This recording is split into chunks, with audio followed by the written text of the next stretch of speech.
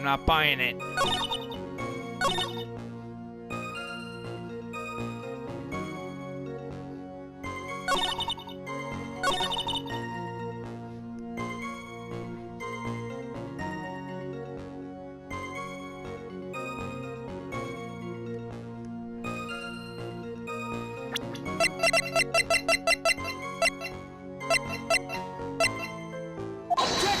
Objection, Your Honor. Witnesses have to undergo their own trials, I'm afraid. The defendant's fate rests on their power of observation and memory, after all.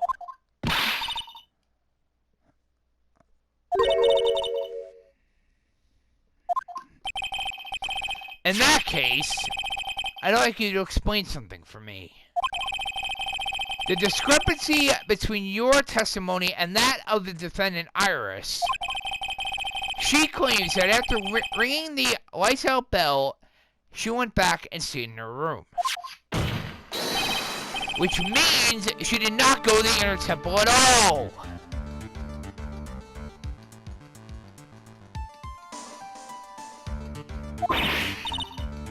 Objection!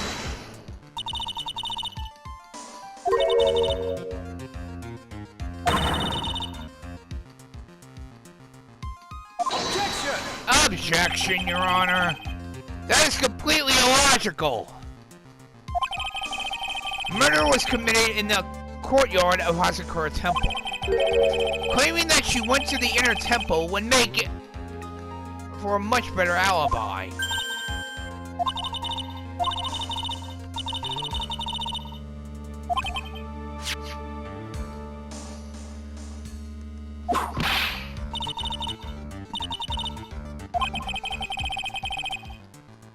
That is one thing she does have a good point about. All people do lie.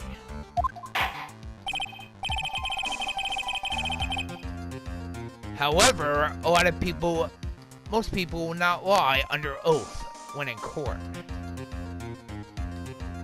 Anyway, neither the witness nor the defendant have any reason to lie. Which means we can call your memory into question.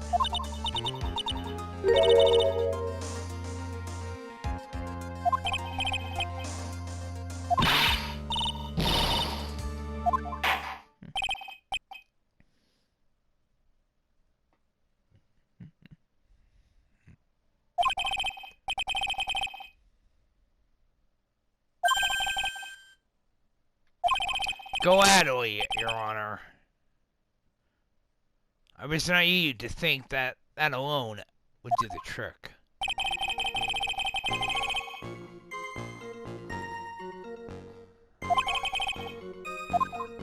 Very well.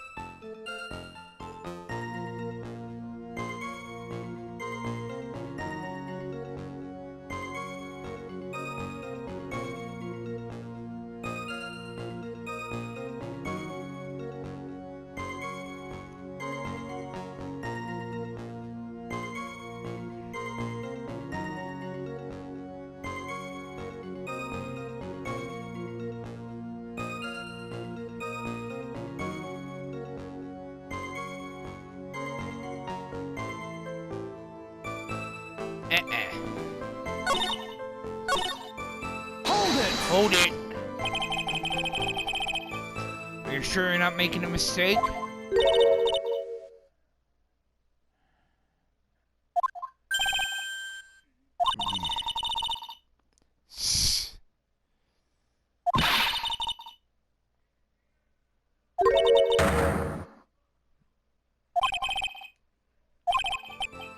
Still, I have to wonder.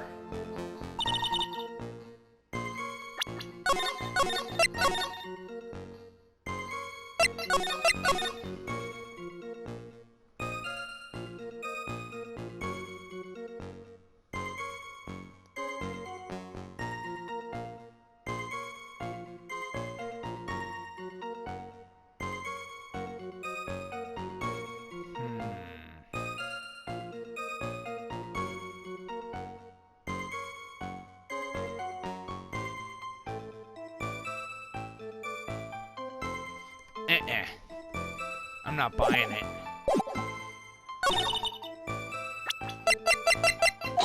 Objection, Your Honor.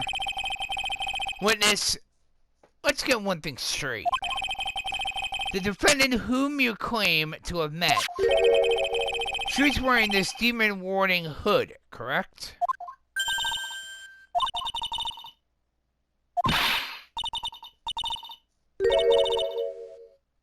Objection!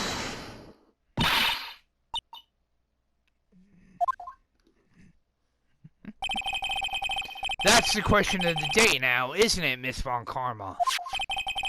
I'll have you know that this hood was given to someone as a gift that night. Before the lights out bell was rung.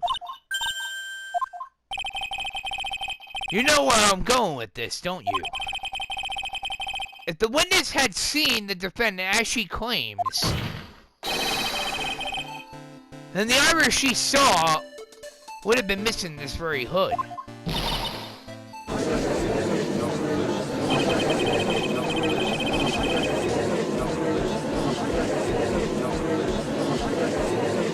It's not a bad feeling at all, exposing contradictions like this. Now I understand that happy look on Wright's face every time he does it.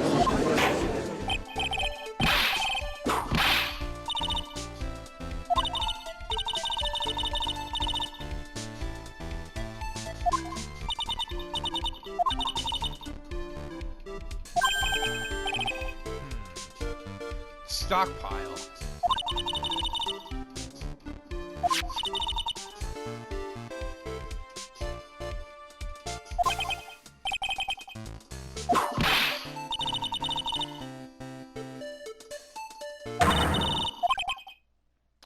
I don't buy it. Sorry to break this to you, Miss Von Karma, but you will not get away that easily. Discrepancies such as this will sow seeds in any human heart.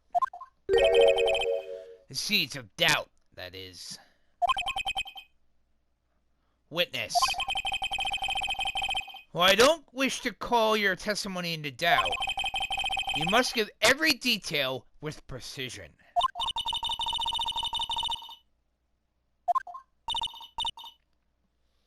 You shall continue with your testimony. Tell us what you saw after your bath on your way back to the inner temple. The seeds of doubt are sprouting in the judge's heart. They just need a little more simulation to bear fruit. Contradictory simulation, that is.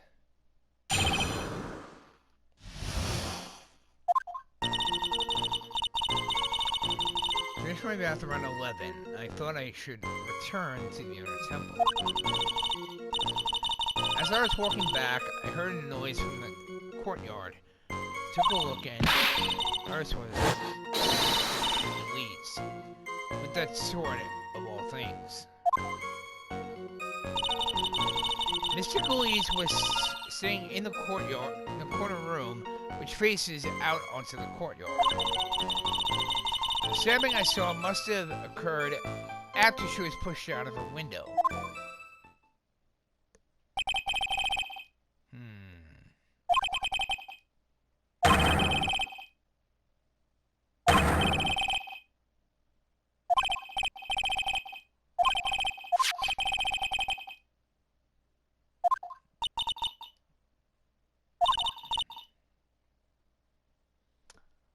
Sure about that, Miss Von Karma?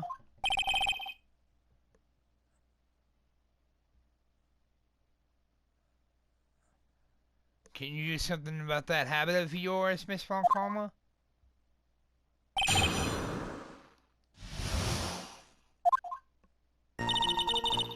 Hold it! Hold it.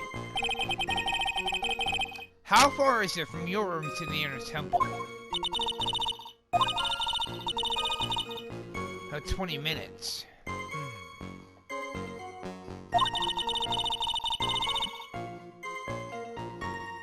It's about 15 minutes to Dusky Bridge from Hazakura Temple. Your temple is just beyond that bridge. Still, you never made it back there that night, did you? Turning along the walkway toward the main hall. Hold it! Hold it! You said you heard a noise.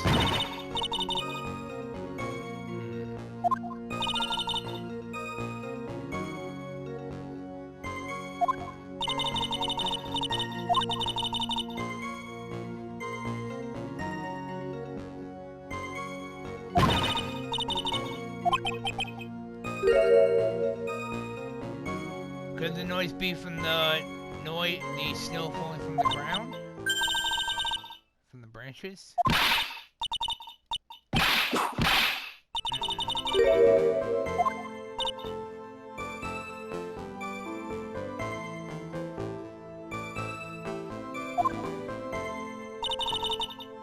Hold it! Hold it! This is the second time that the witness has testified to seeing the defendant. But some doubt remains in these claims.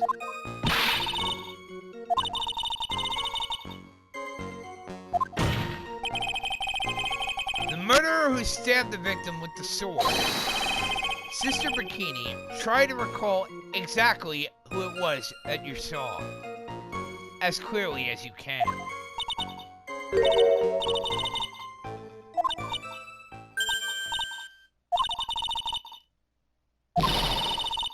Something strange about her? Please, do not keep us in suspense.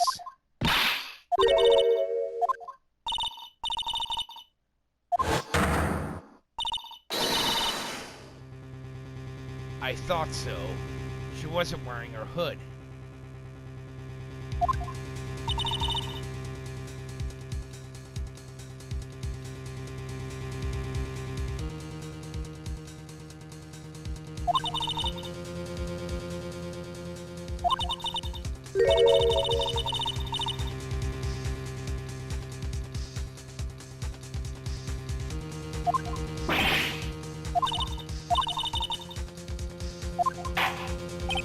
Sure about that, Miss Roncomo?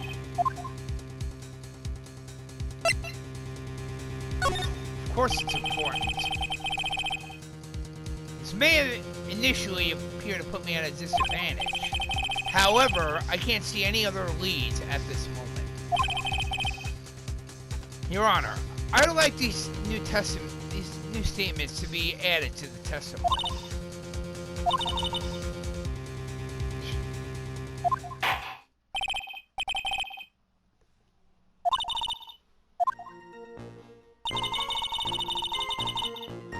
Hold it! Hold it. Sure about that?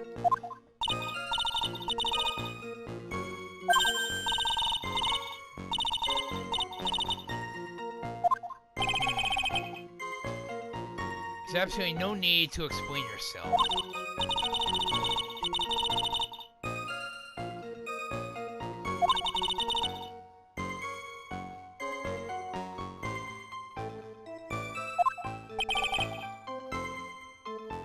At least then it might bite you instead of someone else. I didn't have her hood on, I'm sure of it. Very well.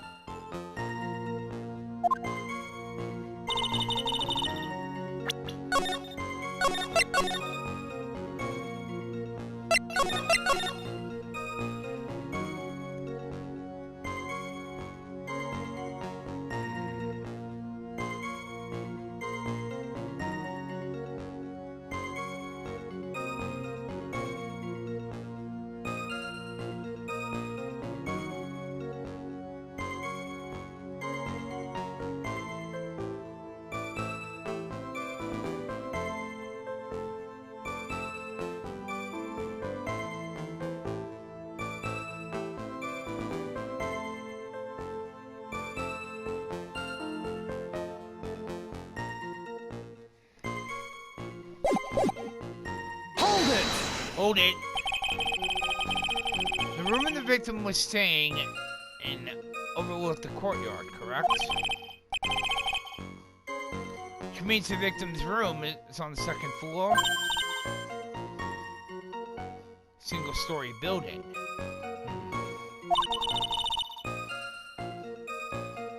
The mountain itself slopes downward. Which elevates the main gate side of the temple, and the guest room is in the back. To about the height of a two-story building.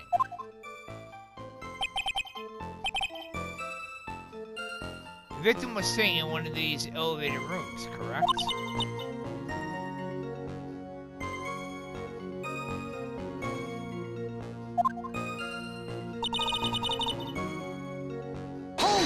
Hold it! What makes you so sure of all this?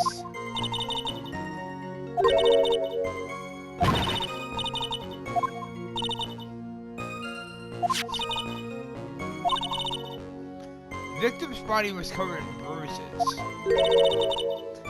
indicating a fall from around 10 feet in height.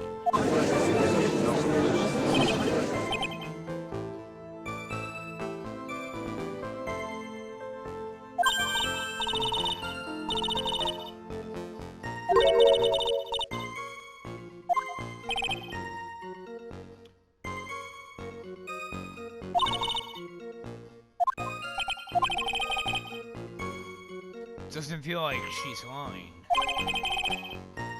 It's very powerful testimony, too. She claims to have seen the instant in which the victim stabbed the victim. There are only two things I can believe in right now. My client, Iris, and my own abilities as a defense attorney.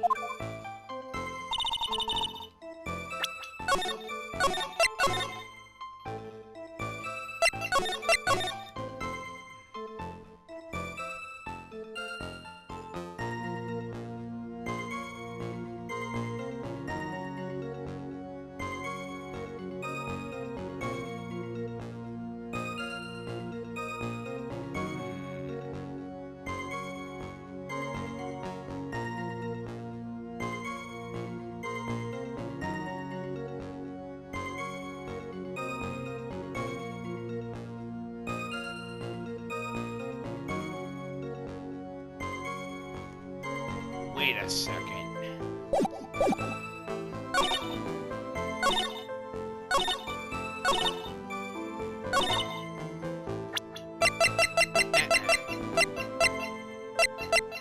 I'm not buying it. Objection! Objection, Your Honor. Impressive logic. That's what I'd say anyway.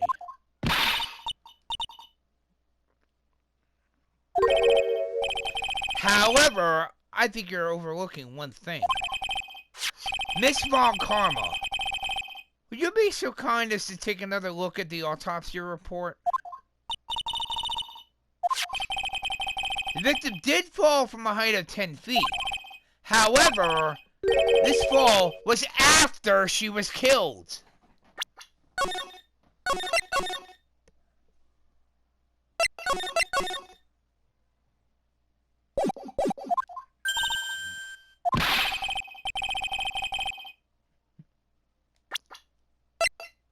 Bingo. Body fell 10 feet after death. Yep. There you go. The scene the witness claims to have seen is contradictory. If the defendant stabbed and killed the victim there in the courtyard, how did the victim then go on to take a 10-foot fall?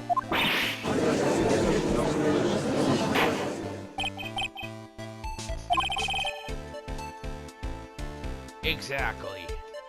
The victim was killed and then fell. Meaning she was actually thrown out of the window. Yes.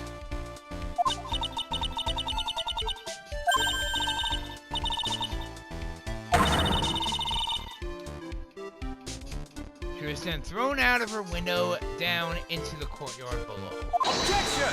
Objection, Your Honor. Were there any signs of a struggle in Miss Dunham's room? She was stabbed with a sword, then that would leave a blood stain, wouldn't you agree? Miss Von Karma, was there any blood?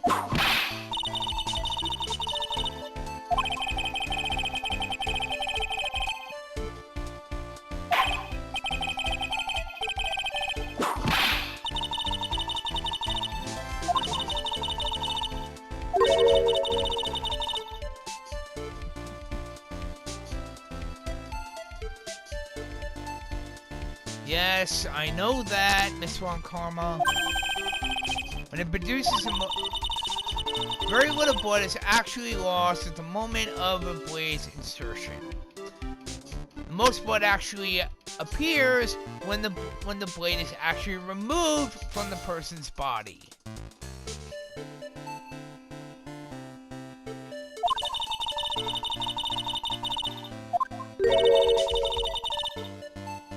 Exactly. Indeed. With the weapon still in place, it actually acts like a lid on the wound. With the weapon still in the body, there wouldn't be much bleeding. A perfectly reasonable line of thinking.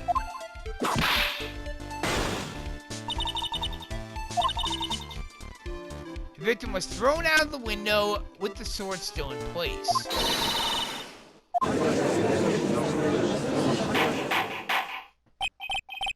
Sure about that, Miss Von Karma?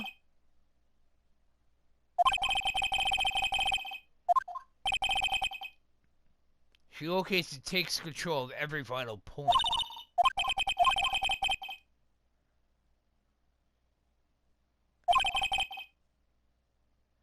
Remove all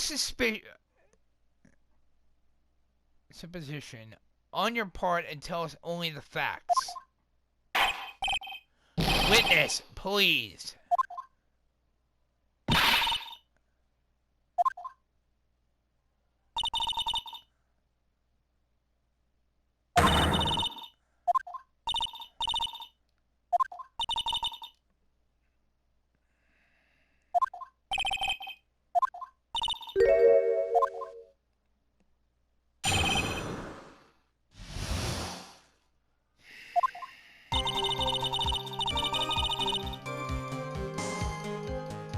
When I looked across at the scene, the sword was already in place. Thinking about it now, I didn't actually see her stab Mr. Gillies. I've never seen that much blood before. That's when I fainted. Can't blame me.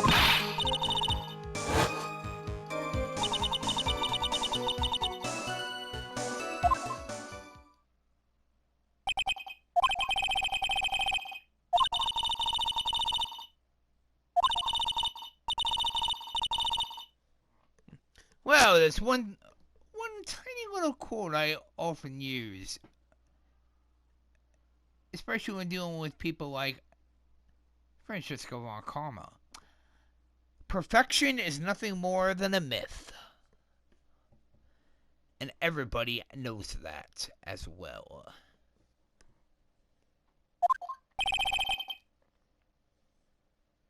Exactly. Just the way Edgeworth said it. Perfection is an impossibility. And I'm here to teach you just that. Nothing more than a myth. Hold it! Hold it. At that time, was the victim bleeding?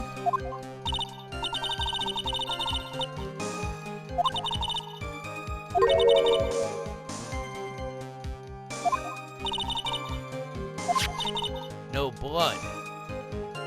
The weapon was acting as a plug in the wound. In any case, let's be clear of one very important thing.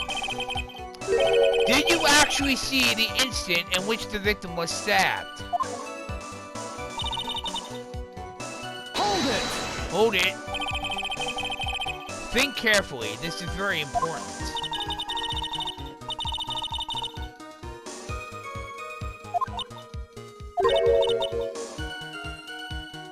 sword was already in the victim's body.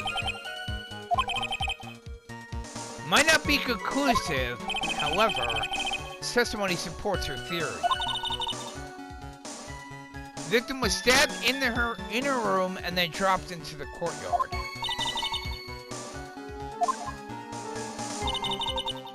Hold it! Hold it. So you're saying that you saw the victim's blood?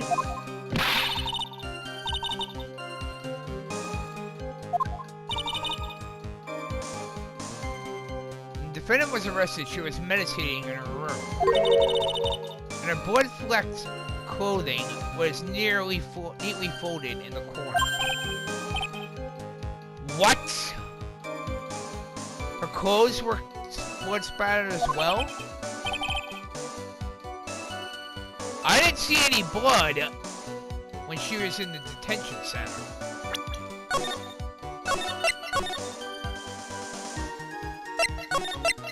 And I know you all did not either.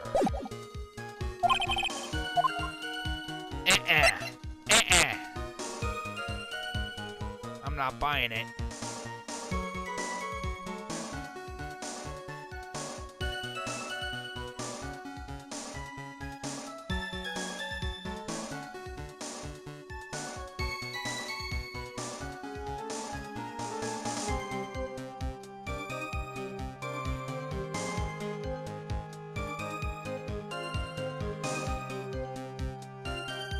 Something's not right.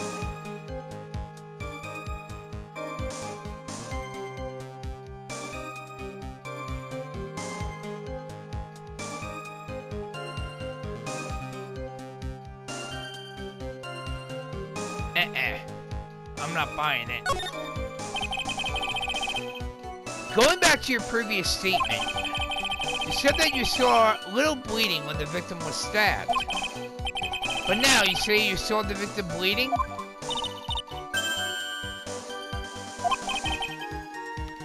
What exactly did you see?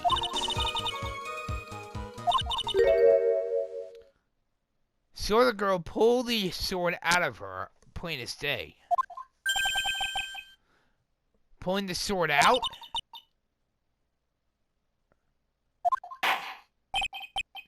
Witness, you will add this statement to your testimony. More important than you can ever imagine.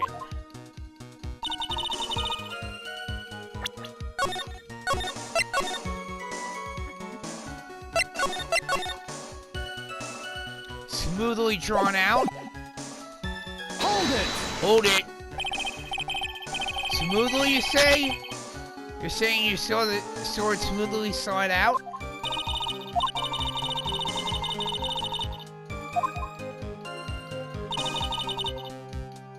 Mystic Elise was on the ground and Iris was stooped over her. The sword was buried up to the hilt. When Iris stood up, the sword in her hand just slid out of Mystic Elise's body.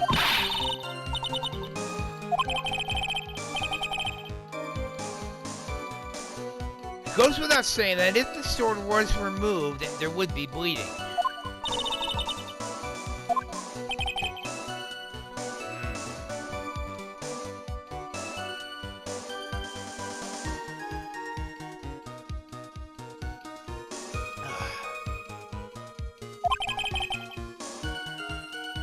I can't help but feel that something about this testimony is very out of place.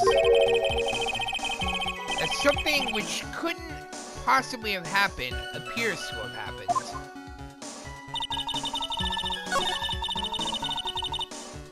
Something's not right.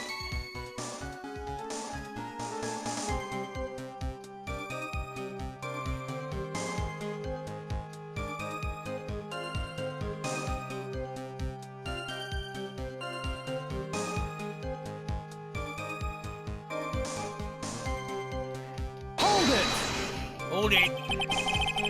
Now, on to what the killer did next. You saw none of it, correct? How long were you out for?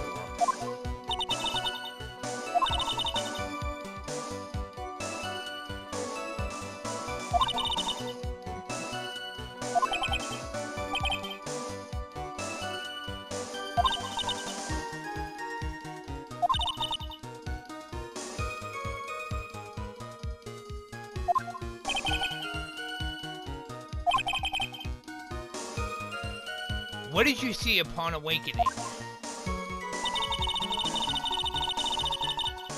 Hold it! Hold it.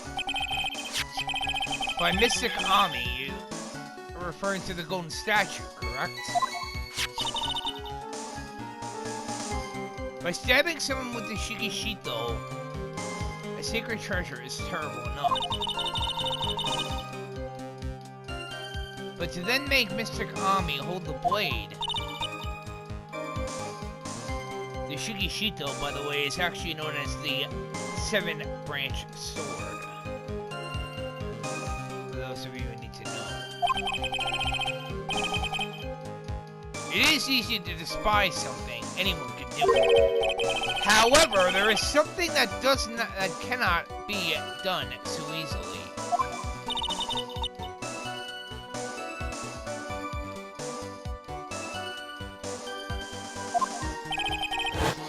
Exactly why would the killer set up this gruesome scene?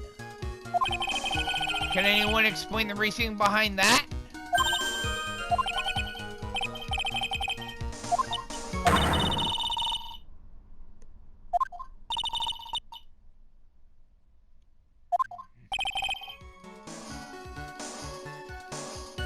There isn't always. That phrase might come in handy someday.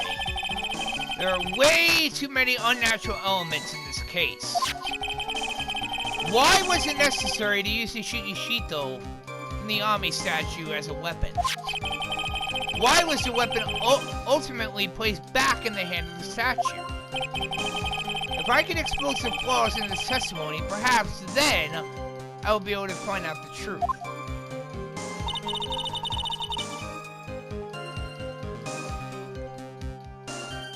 Something does not fit.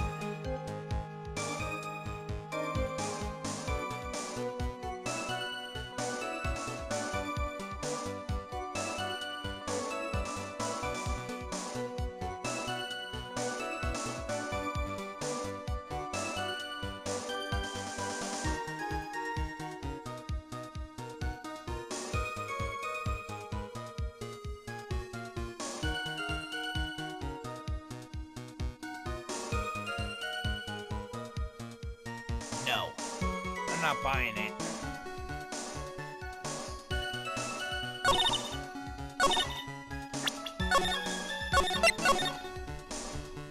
Now, something I'd like to show you all. First off,